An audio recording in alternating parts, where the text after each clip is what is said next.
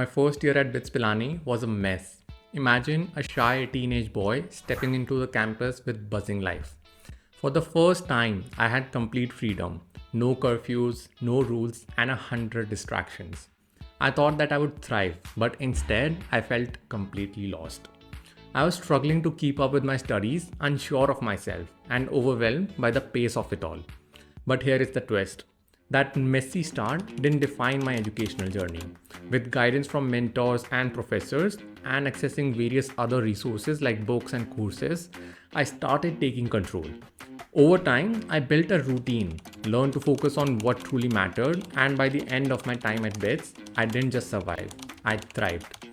I aced exams, developed hobbies, and made lifelong friends who are still part of my life today.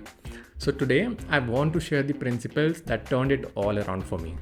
Whether you are a student now or just reflecting on your own journey, these lessons might just help you make the most of this phase of your life.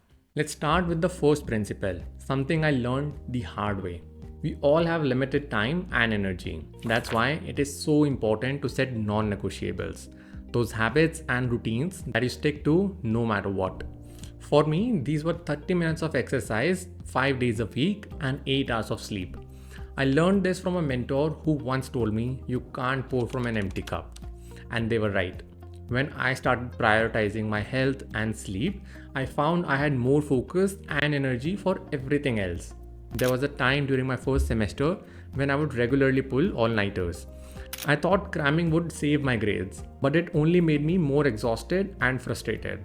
After scoring poorly on a midterm exam, I decided to experiment. What if I actually slept before exams? The results were amazing. Not only did I retain more, but I was also less stressed. Since then, getting proper rest has become a rule, not a good to have. James Clear in Atomic Habits writes, you do not rise to the level of your goals, you fall to the level of your systems. Non-negotiables are those systems. They make success a habit, not an accident. If no one's told you this yet, let me be the one to say it. Even at top institutions, lectures can be downright boring. It's not a reflection of your capability as a student, and it's certainly not your fault. I have seen packed lecture halls where half the class was either asleep or scrolling on their phones. And guess what? I was guilty of it too. That's when I realized that learning isn't just about showing up for lectures. If one resource doesn't work for you, don't hesitate to explore others. At BITS, I started experimenting, reading from different books, watching online videos, joining various study groups, and it transformed the way I learned. There was a particularly tough course called Power Electronics. I just couldn't wrap my head around it in class. Then one day, a friend suggested watching an online tutorial. That video broke the concepts down so simply that I finally understood the entire course. From then on, I used every resource I could find. YouTube, books, study groups, you name it. In Mindset, Carol Dweck says, effort is what ignites that ability and turns it into accomplishment. Using multiple resources is just another form of effort. It shows that you're willing to do whatever it takes to truly learn. Next is a principle that I wish someone had told me way earlier. Develop a thick skin. Failures, tough relationships, and bad mentors are all gonna be part of your journey. What matters isn't avoiding these challenges, but learning how to bounce back from them. In my second year, I worked on a group project where things went south. A teammate just wasn't pulling their weight, and I ended up taking the blame for the delays. I was furious. But instead of just rolling in resentment, I used that experience to set clear boundaries and take ownership of my work. The truth is that thick skin isn't about ignoring criticism. It is about separating what is useful from what is noise. As Ryan Holiday puts it in The Obstacle is the Way. The obstacle in the path becomes the path. The challenges you face aren't just roadblocks.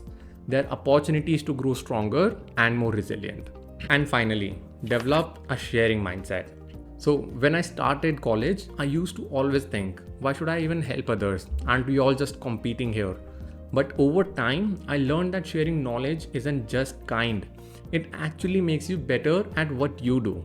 I remember a time when a friend was struggling with a programming assignment. I sat down with him and walked him through the basics of the course. To my surprise, explaining the concept to him clarified it even further for me. It's funny how teaching someone else often ends up teaching you the most. So Simon Sinek in Leaders Eat Last writes, when we help others, the ripple effects go beyond what we can see. Whether it is helping a friend or discussing ideas with a professor, sharing creates a positive feedback loop. Looking back, these principles weren't just strategies, they became a part of who I was. They helped me go from feeling lost in my first year to acing exams, building lifelong friendships, and even discovering hobbies that still bring me joy today. So if you're a student now, which of these principles would you start with? Share it in the comments and I would love to go through them. If you found this video helpful, don't forget to check out this other video which you might also like. Thanks for watching and I'll see you in the next one.